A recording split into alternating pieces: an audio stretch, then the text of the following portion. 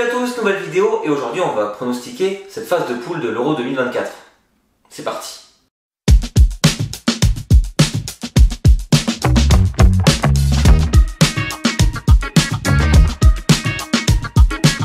On commence direct avec le groupe qui m'intéresse le plus, le groupe A, le groupe de l'équipe d'Allemagne. Pour moi, l'Allemagne est la claire équipe favorite de ce groupe qui comporte la Suisse, l'Écosse et la Hongrie. D'ailleurs, sur ces derniers matchs, l'Allemagne nous a plutôt rassurés. Une victoire contre les Pays-Bas, une victoire contre la France, un 0-0 contre l'Ukraine et un 2-1 gagné à la toute dernière minute contre la Grèce. Et la Suisse, c'est pas mal non plus. Elle a réussi à jouer un 0-0 contre le Danemark et un 1-1 contre l'Autriche, deux équipes très fortes actuellement. Elle a également gagné 1-0 contre l'Irlande et a réussi à mettre une fessée monumentale à l'Estonie, 4-0.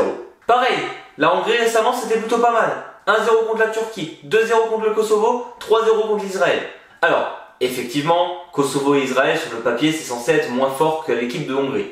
On est d'accord. Surtout qu'ils ont quand même aussi perdu contre l'Irlande. Et l'Écosse récemment c'était pas fameux, ça se prend une fessée énorme contre les Pays-Bas 4-0, ça perd contre l'Irlande du Nord, ça joue match nul contre la Finlande et ça gagne contre Gibraltar.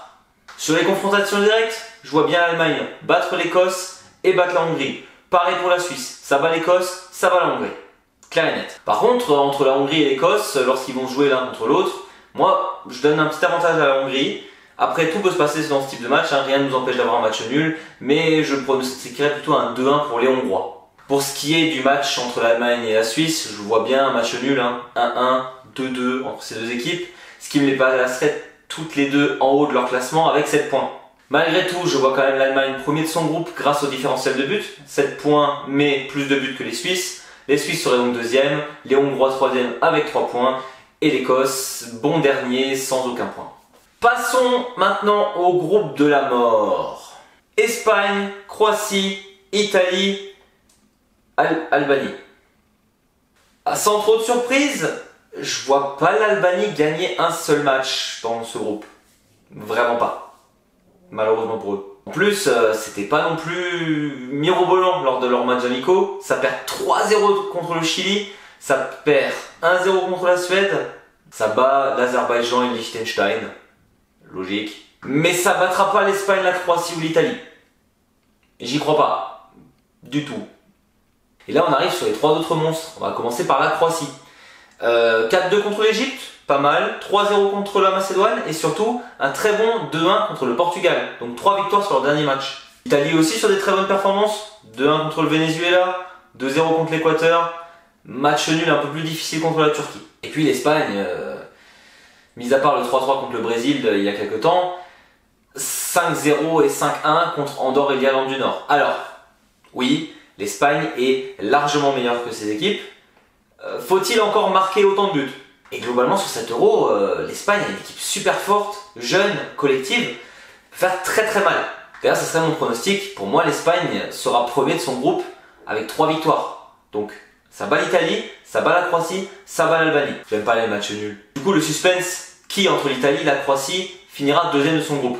Et même si la Croatie nous a montré de très belles choses offensivement récemment, j'ai quand même l'impression que la défense de l'Italie est très forte.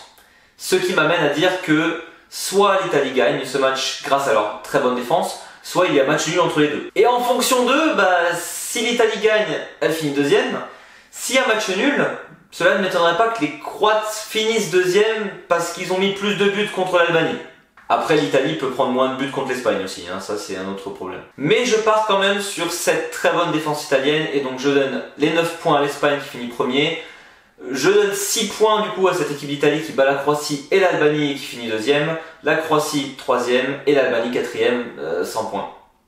Malheureusement pour eux. J'espère qu'ils marquent au moins. On arrive au groupe C, et groupe C qui a l'air un peu plus ouvert que ce que l'on pense. Alors oui, l'Angleterre est techniquement favorite de ce groupe, on est d'accord. Mais on n'oublie pas que le Danemark est une équipe qui a beaucoup embêté l'Angleterre ces derniers temps. La Serbie, une équipe qui est très forte. Et la Slovénie est capable de faire des choses. Surtout que l'Angleterre ces derniers temps, c'était pas trop ça. Ça perd contre le Brésil, ça perd contre l'Islande récemment, ça joue que match nul contre la Belgique, et ça gagne 3-0 contre la Bosnie. Et là encore, c'est logique. Cette équipe d'Angleterre nous a quand même pas rassurés, malgré qu'elle ait énormément de talent à tous les postes quasiment, avec beaucoup d'expérience, beaucoup de jeunes à talent. C'est étrange. Ou c'est l'entraîneur. La Serbie, quant à elle, est sur des résultats plutôt à demi-teinte. Ça prend une fessée contre la Russie 4-0, ça perd contre l'Autriche 2-1, mais qui est une équipe solide, ça gagne fort contre la Suède 3-0, et ça bat Chypre 1-0. La Slovénie, quant à elle, c'est plutôt bizarre. Ça joue 2-2 contre Malte, ça joue 1-1 contre la Bulgarie, ça bat l'Arménie 2-1, et surtout ça bat le Portugal 2-0. Bon, et les Danois, ça gagne, mais bon, contre les îles Féroé et contre la Norvège. On a connu plus fort. Tout ça pour dire, je ne pense pas qu'il y aura de surprise pour ce qui est du classement des équipes. L'Angleterre finira logiquement première, suivi du Danemark, et là ça se tape entre la Slovénie et la Serbie. Par contre, on peut avoir des matchs super intéressants et surtout extrêmement serrés. Et même pour l'Angleterre, je les vois bien galérer contre les Serbes ou le Danemark.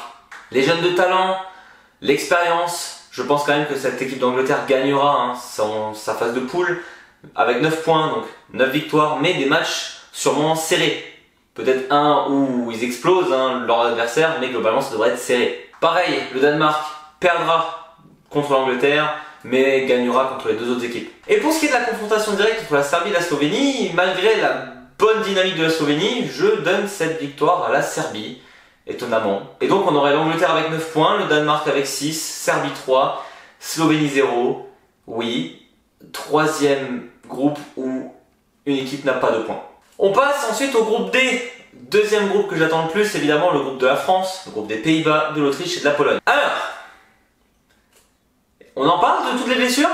Frenkie de Jong pour les Pays-Bas, Lewandowski pour la Pologne, Alaba pour l'Autriche, la chatte à Dédé. Pour ce qui est des matchs récents, on va commencer par la France, ça perd contre l'Allemagne, ça bat le Chili difficilement, ça explose le Luxembourg, et... oh la purge contre le Canada. Oh ce 0-0 il était... non parce qu'en vrai le Canada méritait de gagner. C'est pas rassurant. Mais bon on le sait, l'équipe de France, il y a du talent à tout va. Ça devrait le faire, on espère. Ensuite on a pareil les Pays-Bas, ça explose l'Écosse 4-0. Ça perd contre l'Allemagne. L'Allemagne toujours dans les bons coups actuellement. Ça explose le Canada, eux ils ont gagné 4-0 contre le Canada. Et là Pologne c'est pas mal non plus. Ça gagne 5-1 contre l'Estonie. Ça fait 0-0 contre les Pays de Galles, mais bon, ils gagnent au tir au but pour se qualifier d'ailleurs pour cet Euro. Et ça bat l'Ukraine 3, plutôt solide. Mais bon, sans Lewandowski, c'est pas la même équipe. Et là, on arrive sur un de mes coups de cœur, vraiment, de cet Euro, l'équipe d'Autriche. Au-delà du fait qu'il y a plein de joueurs qui jouent en Bundesliga et du coup que j'adore. Ça bat la Slovaquie 2-0, ça bat la Serbie 2-1, ça joue 1-1 contre la Suisse qui est très solide. Et ça détruit la Turquie 6-1 6 contre les Turcs. Vraiment, cette équipe d'Autriche m'impressionne. Les tactiques qu'a mis en place le coach et ce collectif est vraiment impressionnant et très dur à battre. C'est très ouvert. Tout le monde parle du groupe B comme le groupe de la mort, effectivement. Mais là, on a vraiment 4 équipes qui sont capables de faire des choses. Et vraiment, je trouve que ce groupe, il est extrêmement dur à pronostiquer. Ça ne m'étonnerait pas qu'on ait un groupe avec les 4 équipes qui se collent vraiment au niveau des points. Alors effectivement, avec tous les blessés dans les autres équipes, je vois quand même la France passer premier de son groupe. On espère. La France va battre la Pologne, va battre les Pays-Bas et va faire un match nul contre l'Autriche.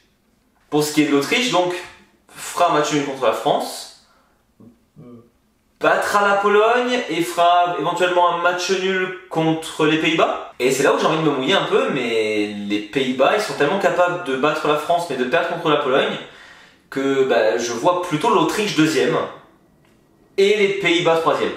Mais les Pays-Bas sortiront quand même de la phase de poule. Et la Pologne, comme dit, voilà, sans Lewandowski, je pense que c'est pas du tout la même équipe. Je pense qu'avec Lewandowski, les pronos seraient totalement changés et là encore, on ne sait pas de quoi elle est vraiment capable, cette équipe. Continuons ensuite avec ce groupe E, avec la Slovaquie, l'Ukraine, la Roumanie et la Belgique. Sans trop de surprise, la Belgique gagne les 3 matchs. Les 3. Et là, c'est beaucoup plus ouvert d'un coup entre les 3 autres équipes. Alors la Slovaquie, ça perd contre l'Autriche 0-2, ça bat Saint-Marin 4-0. Voilà, bon, ça veut pas dire grand chose. L'Ukraine, c'est plutôt pas mal. Ça bat la Pologne 3-1, ça bat la Bosnie 2-1, ça bat l'Islande 2-1 et ça joue 0-0 contre l'équipe d'Allemagne. C'est plutôt pas mal. Et on a vraiment la Roumanie qui fait des matchs nuls contre l'Irlande du Nord, la Bulgarie ou le Liechtenstein. Voilà, ça montre un peu le niveau de l'équipe et ça perd logiquement contre la Colombie. Donc dans ce groupe où on aurait la Belgique première, je vois sans trop de surprise l'Ukraine deuxième qui bat les 2 autres équipes, donc la Slovaquie, la Roumanie, Et je vois la Slovaquie battre la Roumanie, donc la Roumanie finirait avec 0 points, la Slovaquie finirait 3ème, l'Ukraine 2ème et la Belgique 1ère. On finit donc avec ce groupe F, avec la Turquie, la Géorgie, la Tchéquie et le Portugal. Sans trop de surprise, je vois le Portugal gagner ce groupe.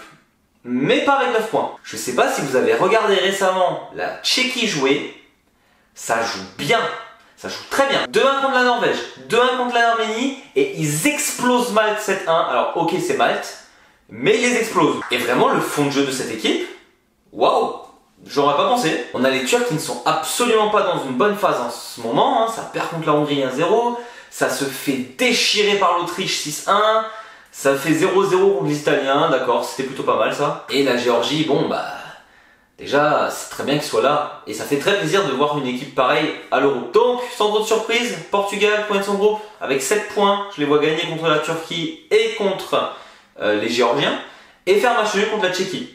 Pareil, la Tchéquie, je pense, 7 points, ça bat les Turcs, ça bat la Géorgie, et ça fait match nul contre le Portugal. Les Turcs, quant à eux, gagnent contre la Géorgie, et c'est tout. Et la Géorgie, bah, merci d'avoir participé. Pour terminer, je vais vous parler de, on va dire, mon équipe surprise, qui sont les favoris, qui vont flop pendant cet Euro. Sans trop de surprise, dans les favoris, je mettrai quand même l'équipe de France, hein, qui est très très forte, hein, on connaît tout le talent et tout le potentiel de cette équipe.